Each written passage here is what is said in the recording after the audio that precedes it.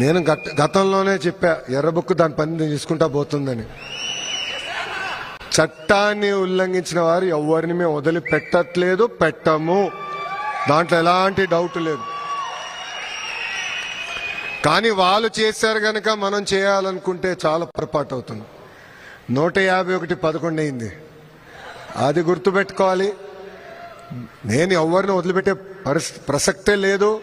చట్టపరమైన నిర్ణయాలు తీసుకుంటాం, యాక్షన్ తీసుకుంటాం, ఎవరిని వదిలిపెట్టమని ఈ సభాముఖంగా మీ అందరు తెలుపుకుంటూ, ఇక్కడ పేర్లు అవసరమా? టైం వేస్ట్ భయ్యా. నా తల్లిని అవమానిస్తే నేను వదిలిపెడతానా?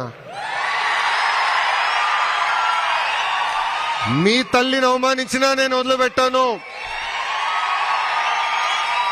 ఎందుకంటే తల్లి బాధ ఆవేదన చూసిన వాడిని. మా అమ్మ ఏనాడు రాజకీయాల్లోకి రాలేదు.